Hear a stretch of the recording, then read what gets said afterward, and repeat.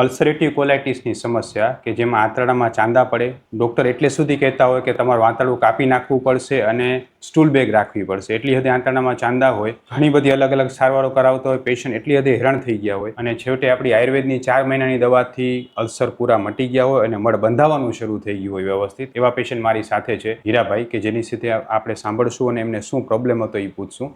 જય શ્રી કૃષ્ણ હીરાભાઈ. જય શ્રી કૃષ્ણ. હીરાભાઈ, પૂરું નામ શું તમારું? હીરાભાઈ રઘનાથભાઈ ચૌધરી. તો હીરાભાઈ, ક્યાંથી આવો છો તમે? થરાદ, બનાસકાંઠા. બનાસકાંઠા, થરાદ, વાવથરાથી, બરાબર. તો હીરાભાઈ, શું પ્રોબ્લેમ તમને શરૂ થયો હતો આમાં? સ્ટાર્ટિંગમાં એવું થતું કે વજન ડાઉન થતું, ભૂખ લાગવાની બંધ થઈ જતી, ધીમે ધીમે બ્લડિંગ ચાલુ થયું, પેટમાં બળતરા થતી, પગના તળિયા ગરમ થતા, ઊંઘ ઓછી આવતી. અને કેટલી વાર સંડાસ જવું પડતું? સંડાસ સ્ટાર્ટિંગમાં 2-5 થી કરીને 8 થી 10 વખત સંડાસ. 8 થી 10 વખત જવું પડતું. કેટલા વર્ષ પહેલાથી શરૂ થયું આ બધું? 2 વર્ષ પહેલા. 2 વર્ષ પહેલા, બરાબર છે. 2 વર્ષ પહેલા તમને જે છે અલ્સરેટિવ કોલાઇટિસની શરૂઆત થઈ અને આ તમે 8 થી 10 વખત સંડાસ જતા અને વજન ઘટવા માંડ્યું. ડોક્ટર પાસે કઈ રીતે ગયા તમે પછી? ડોક્ટર તકલીફ થતી એટલે બધા અલગ અલગ પૂછે કે ભાઈ તમે ત્યાં બતાવો, અહીં બતાવો, આર્યા રિપોર્ટ કરાવો, કોલોનોસ્કોપી કરાવો. એટલે અમે પછી એક ગેસ્ટ્રોલોજીસ્ટ પાસે જઈને કોલોનોસ્કોપી કરાવીએ. હા, તો શું નિદાન આવ્યું? એટલે એમ 14 બતાવે કે ભાઈ તમારે મોટા આંતરડાની અંદર ચાંદા પડ્યા છે, તો તમારે આનો રેગ્યુલર કોર્સ દવાઓ લેવી પડશે, લાંબો સમય દવા લેવી પડશે, આમ પરેજી પાળવી પડશે. એ તો પેલું જ કે આમ પેલાને આમ હતું, પેલાને આમ હતું, આને નથી મટ્યું. બરાબર. એટલે આ જે અલ્સરેટિવ કોલાઇટિસ નિદાન થયું એના પછી તમારે રોજની કેટલી ગોળીઓ ખાવી પડતી? એનાથી તો લગભગ 500 ગોળી સાંજે, 500 ગોળી સવારે. એટલે રોજની 10 ગોળી ખાવી 10 ગોળી ખાવી પડતી છે. 10 થી 12 ગોળી રોજની. રોજની. અને જો એ ગોળી ન ખાવ તો શું થતું? તો એની જ પોઝિશન, જાડા જવું પડે, બ્લડિંગ થાય, ભૂખ ના લાગે, ઊંઘ ના આવે, વજન ઘટવા માંડે. વજન ઘટવા માંડે. એટલે સ્ટીરોઇડ થી માંડીને બધી ગોળીઓ તમારી શરૂ થઈ. કેટલા સમય સુધી ગોળી રાખીને સારવારમાં તમને શું લાગતું? 6 મહિના એલોપેથી લીધી. 6 મહિના પછી થોડો કોર્સ ઓછો કર્યો તો પાછી રેગ્યુલર જે તકલીફ હતી એવી તકલીફ થઈ. ઓહો, એટલે ટૂંકમાં તમારે દવા વગર હાલતું જ નહીં. કેવી મુશ્કેલ રહેતી એમ જીવન? મુશ્કેલી એટલે કોઈ સહી જ ના હકાય, કોઈને કહેવાય નહીં, આપણે સહીએ ના કેવી રીતે કહેવાય નહીં, સેવાય નહીં. સેવાય નહીં. બહુ ઝાડે જવું પડતું. બહુ ઝાડે જવું પડતું. અને રાતે 8 થી 10 વખત, 5 વખત, 6 વખત રાતે, 5-6 વખત દિવસે. ઓહો. અને પેટમાં પછી આમ સાવ ઝાડામાં લોહી, રસી એવું બધું આવે રાખતું? હા, પરું જેવું આવે. પરું જેવું આવતું અને એના ઉપર લોહી આવતું.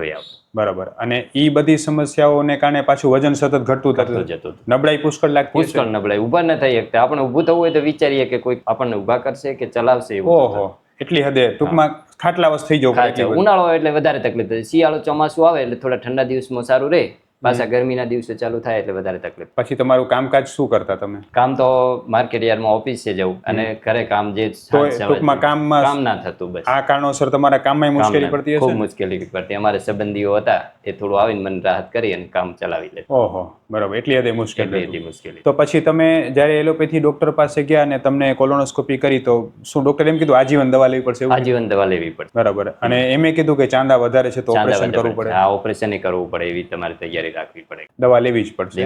હવે તમે આટલી અલગ અલગ દવાઓ રહેતા તો પછી તમારા શરીરમાં શું ફેરફાર થતા ને તમને કેવું લાગતું? એમ તમે અહીંયા આવ્યા એના પેલા કેટલા હેરાન થયા? શું હેરાન થતા? એટલે બધા અલગ અલગ આપે દવાઓ અને અલગ અલગ પરેજીઓ આપે ને અલગ અલગ બધાના રિવ્યુ હતા, એ પ્રમાણે અમે તો કરતા. એટલે તમે પોતે પણ મુશ્કેલ મુકાણા કે ખરેખર જે છે એ શું કરવું એમ, બરાબર ને? હવે એના પછી તમે અવડા બધા દૂર, આપણે લગભગ 300-350 કિલોમીટર દૂર તમે આવો છો, તો તમે એવું કેમ વિચાર્યું કે અહીંયા ટ્રીટમેન્ટ આપણે કેમ ખબર પડી? અહીં એવી રીતે ખ્યાલ પડ્યો કે મેં વિડીયો જોયા, એટલે એના ઉપરથી તો મેં પહેલા તો મારી રીતે મેં ચાલુ કર્યું. અમુક પરેજીઓ પાળવાનું, અમુક કઈ રીતે કે ધારો કે સાંજે ઊંઘીએ તો થોડી વાર વ્યાયામ કરીને ઊંઘીએ તો આપણું મન સ્થિર થાય, તો થોડી ઊંઘ સારી આવે.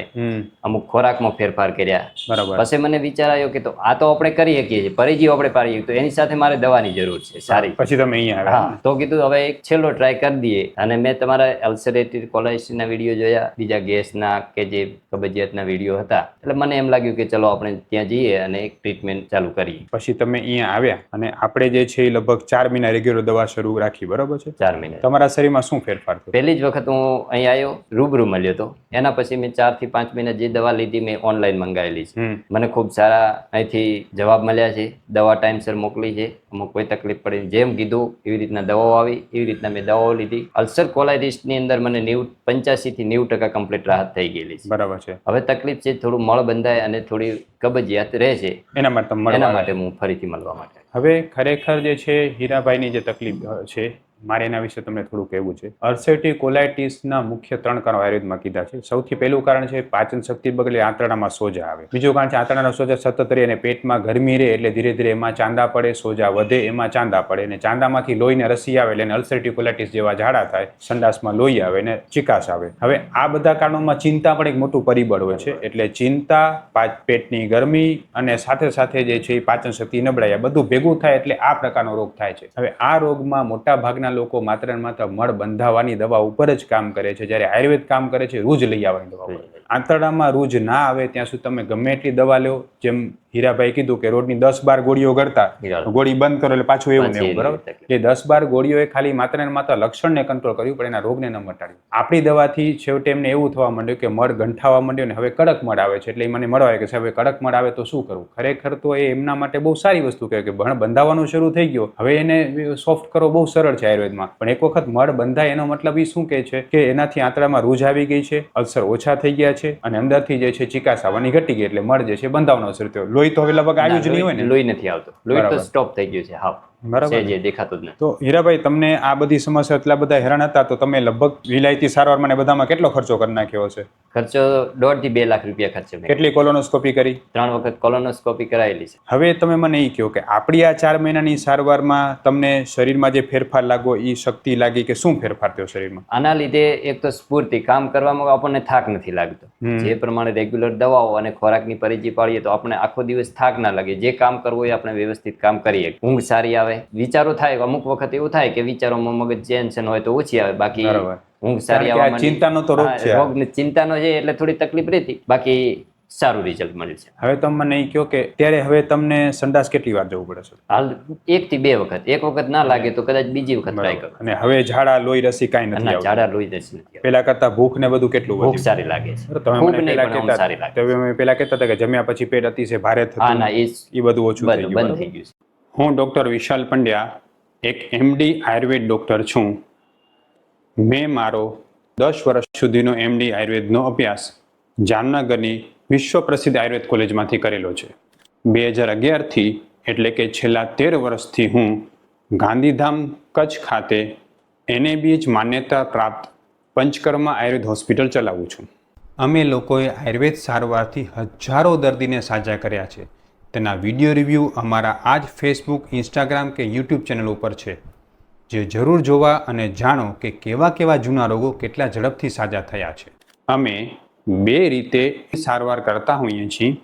સૌથી પહેલાં તો કચ્છ કે એની આસપાસના દર્દીઓએ હોસ્પિટલમાં રૂબરૂ બતાવવા માટે આવવું, અને બીજું કચ્છથી દૂર રહેતા દર્દીઓ માટે ઘર બેઠા ઓનલાઈન દવા પણ મંગાવી શકે છે.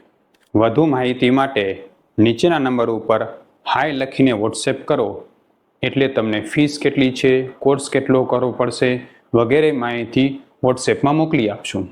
હવે મેન વાત એ છે કે ખરેખર અલ્સરેટિવ કોલાઇટિસમાં આમનો જે રોગ હતો એમાં એમને આંતરડામાં ચાંદા થતા પણ સાથે સાથે પાચન પણ ખૂબ બગડેલું હતું, જેના માટે આપણે દવા કરીને અત્યારે આ રિઝલ્ટ મળ્યું છે. આયુર્વેદની પીછાબસ્તી સારવાર એમાં મેન કામ કરે છે, જે અમે દરેક પેશન્ટને કરાવતા હોઈએ છીએ, જે રૂજ લઈ આવવા માટે અતિ અગત્યની સારવાર છે. હીરાભાઈ, તમારા જેવા હજારો પેશન્ટ એવા છે ને મારો ઉદ્દેશ એ છે કે અલ્સરેટિવ કોલાઇટિસના એક પેશન્ટને સાજા કરવા માટે પ્રયત્ન કરવો, કે જે લોકો સતત તમે કીધું કે 10-12 ગોળીઓ ગળવા છતાં પણ પરિસ્થિતિ આવી હતી, બરાબર? શું કહેશો તમે એને આપણી સારવાર વિશે? હું તો એ જ કહું છું કે આયુર્વેદ એ જ બેસ્ટ છે. તમે ધીરજ રાખો, શોર્ટ ટાઈમમાં મટવાનું નથી. આ તમે કહેશો કે એક વખત આયા સાહેબ ભાઈ જશું મટી જશે, એવું મટવાનું નથી. ઓછામાં ઓછા 3 મહિના તમે દવા ચાલુ રાખશો અને જે સાહેબ ટ્રીટમેન્ટ આપે કે ત્યાંથી પીછાબસ્તી કરવી તો પીછાબસ્તી, સ્ટેપ બાય સ્ટેપ જો આ દવાનો લેવામાં આવે તો આ રોગને કંટ્રોલ થઈ શકે છે, એટલી મને વિશ્વાસ છે. ખૂબ સરસ. તમે જે આ પ્રોબ્લેમ તમે જુઓ ને હીરાભાઈ, તો તમે વિચાર કરો તમે લગભગ જે છે આ શરીર સમસ્યાથી કેટલા વર્ષથી પરેશાન હતા? છેલ્લા 3 વર્ષ. 3 વર્ષથી તમે પરેશાન હતા, બરોબર? તમે ઓછામાં ઓછા 4-5 ડોક્ટરો બદલ્યા, કોલોનોસ્કોપી 3 વખત કરાવી, રોજની 10-12 ગોળીઓ ગળવી પડતી, 3-4 લાખનો ખર્ચો કરી નાખ્યો છે કદાચ. આપણી દવા જે 4 મહિનામાં તમને રિઝલ્ટ આપી શકે એવી કોઈ દવાથી મળી નથી મળ્યું. બરાબર ને? એટલી ઝડપથી કોઈ દવાઈ લાગુ નથી પડી. આટલું ઝડપી રિઝલ્ટ કોઈ દવાઈ આપ્યું નથી. અને સાથે સાથે જે છે તમે વિચાર કરો, તમને કીધું કેટલા મહિના કોર્સ કરતા વિલાયતી દવાના અને બધાના? 6 મહિના. 6 મહિના રોજની 10-12 ગોળીઓ, બરાબર? 6 મહિના કોર્સ. અને બંધ કરો એટલે કેટલા દિવસમાં પાછું થઈ જાય? અઠવાડિયાની અંદર, બરાબર? 8 થી 10 દિવસમાં પાછું. આપણી દવાના મોટાભાગના અલ્સરની દવા આપણી બંધે કરી નાખી છે, બરાબર? તોય પણ રિઝલ્ટ એમને સ્ટેબલ એમને છે, છે, હા. તકલીફ નથી, બરોબર. અને ઓલી ગોળીઓ કેટલા મહિનાથી બંધ થઈ ગઈ તમારી? 10-12 ગોળીઓ ખાતા હતા એ તો લગભગ 1 વર્ષથી જ નથી લીધી, પછી બંધ કરી દીધી. બરાબર. મારી જાતે મેં થોડું ધીરે ધીરે settlement બધું કર્યું બંધ કરાય, બરાબર છે. એટલે ખરેખર જે છે એ ઉલ્સરેટિવ કોલાઇટિસના પેશન્ટ આયુર્વેદમાં શ્રદ્ધા વધે ને એવો આ હતું. વિડીયો ના, છે. સાચું છે. એના માટે આપણે એને ફેસબુક, ઇન્સ્ટાગ્રામ, યુટ્યુબમાં મૂકી શકીએ. હા, મૂકી શકીએ. ચોક્કસ મારો નંબર આપશે તો હું એમને સલાહ આપીશ કે ભાઈ આવી રીતના હોય તો આવી રીતના એને અનુસરવું. ખૂબ ખૂબ ધન્યવાદ હરિભાઈ. જય શ્રી કૃષ્ણ. જય શ્રી કૃષ્ણ.